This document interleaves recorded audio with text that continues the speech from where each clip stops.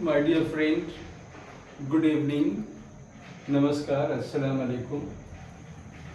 Now we are going to see functions of relative pronouns. Relative pronoun के क्या function हैं, sentence में किस तरह से फंक्शन करते हैं, we are going to see. For example, who, whom, whose. who के ही तीन फॉर्म हैं. who सब्जेक्ट के रूप में काम करता है.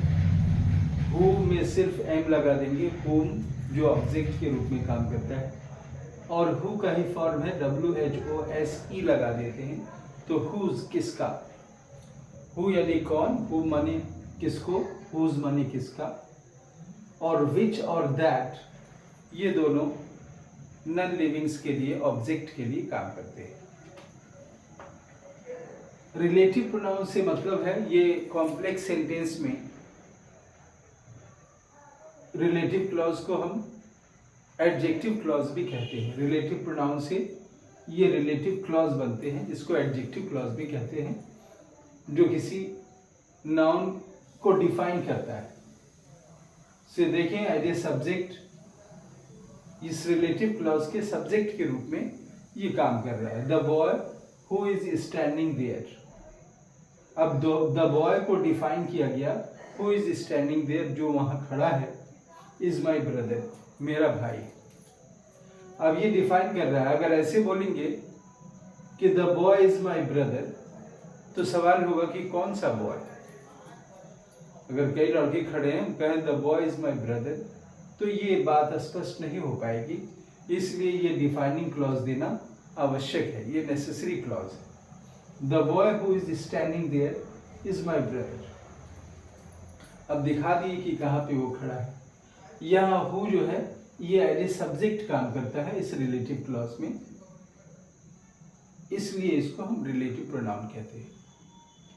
दूसरा एग्जांपल देखें. As an object of a verb. अब ये वर्ब के ऑब्जेक्ट के रूप में काम करता है. पहले ही बताया जा चुका है कि सब्जेक्ट का मतलब है जो वर्ब का सब्जेक्ट हो. यहाँ हु इज स्टैंडिंग में कौन स्टैंडिंग कर रहा है, तो स्टैंड करने वाला ये हु शब्द इसका सब्जेक्ट था. यहाँ देखेंगे the man whom you saw there, यानी वो आदमी जिसको आपने वहां देखा था या जिसको तुमने वहां देखा था. तो यहाँ इस वाक्य में इस रिलेटिव क्लॉज में यू इसका सब्जेक्ट है, लेकिन इस सॉ यानी इस क्रिया का ऑब्जेक्ट whom है. किसको देखा था, whom. तो the man whom you saw there यानी वो आदमी जिसको आपने वहां देखा था इज ए टीचर. अब यहाँ whom जो है इस वर्ब के ऑब्जेक्ट के रूप में काम करता है, जो वर्ब का रिसीवर है, जो उसका सब्जेक्ट नहीं है. तो here is the difference between how this relative pronoun has been used as a subject and as a object of verb. Now we are going to see that how it functions as an object of preposition. Preposition के object के रूप में भी कैसे काम करता है. जैसे हम देखें द गर्ल अबाउट whom, यही whom जो ऑब्जेक्ट था वर्ब का. अब यहाँ अगर प्रीपोजिशन लगा दिए कि the girl about whom you were talking, जिसके बारे में तुम बातचीत कर रहे थे, इज माई सिस्टर, वो मेरी बहन है. अब यहाँ प्रीपोजिशन दो तरह से यूज होता है.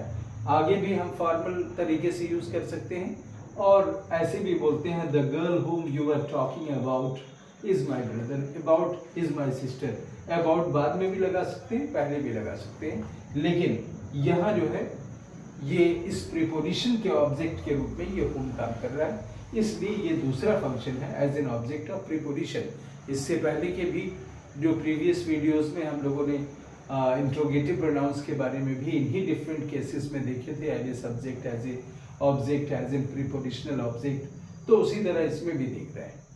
तीसरा एग्जाम्पल है पजेसिव रिलेटिव प्रोनाउन, जो पोजेशन यानी जिसके अधीन कुछ हो. जैसे the boy whose pen was stolen. तो whose pen, the boy whose pen, इसका ही ये भी रिलेटिव क्लॉज है. हुज पेन वॉज स्टोलन, जिसकी कलम चोरी हो गई थी, is sad. The boy is sad बोलेंगे तो क्लियर नहीं होगा. डिफाइनिंग ये क्लॉज देना पड़ेगा. रिलेटिव क्लॉज, एडजेक्टिव क्लॉज, कुछ भी कह सकते हैं. तो the boy whose pen was stolen is sad. लड़का जिसका कलम चोरी हो गया था वो उदास है। आगे देखें, referring two things and not person. कुछ ऐसे हैं जैसे विच और दैट, जो किसी पर्सन की तरफ इशारा नहीं करते हैं, क्योंकि ये हुज इत्यादि ये पर्सन की तरफ इशारा करते हैं। लेकिन विच और दैट का प्रयोग हम, दैट का प्रयोग तो पर्सन के लिए भी कॉमनली कर देते हैं, दैट एक अलग है, लेकिन उसको हम सिर्फ डिफाइनिंग क्लॉज में, इन नॉन डिफाइनिंग क्लॉज में हम उसका प्रयोग नहीं करते। नॉन डिफाइनिंग क्लॉज वो होते हैं जिसमें हम एक्स्ट्रा इंफॉर्मेशन देते हैं, लेकिन विच का प्रयोग हम ऑब्जेक्ट या किसी नॉन लिविंग चीज के लिए करते हैं। जैसे इसमें देखें, the book which is on the table is mine. किताब वहां जो मेज पर है वो मेरा है। The book which is on the table is mine. यहाँ देखें, the pen that I bought is blue. कलम जो मैंने खरीदा था वो ब्लू है, नीला है।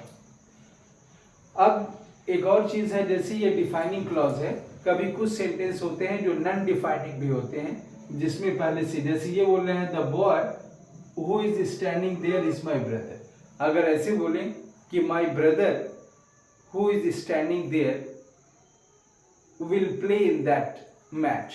अगर इस तरह बोले कि my brother who is standing there will play in this match, तो माई ब्रदर बोल दिए will play in this match, तो सेंटेंस पूरा हो गया, क्योंकि पहले ही माई ब्रदर कह दिया गया, तो वो क्लियर है कि माई ब्रदर। लेकिन अब एक्स्ट्रा इंफॉर्मेशन दे रहे हैं कि who will play in this match या who is standing there will play in this match बाद में बोलेंगे। तो ये हु इज स्टैंडिंग देयर ये एक्स्ट्रा इंफॉर्मेशन हो गया।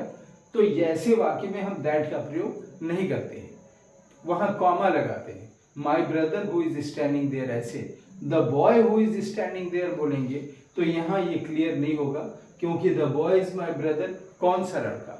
लेकिन अगर माई ब्रदर बोल दिए तो ये इस तरह से जब भी हम ऐसा डिफाइन करते हैं कि जब हम रिलेटिव क्लॉज नहीं लगावे उस, तब भी जो है वो बात क्लियर हो जाएगी, तो उसको हम नॉन डिफाइनिंग क्लॉज कहते हैं। तो ऐसे क्लॉज में हम दैट का प्रयोग नहीं करते।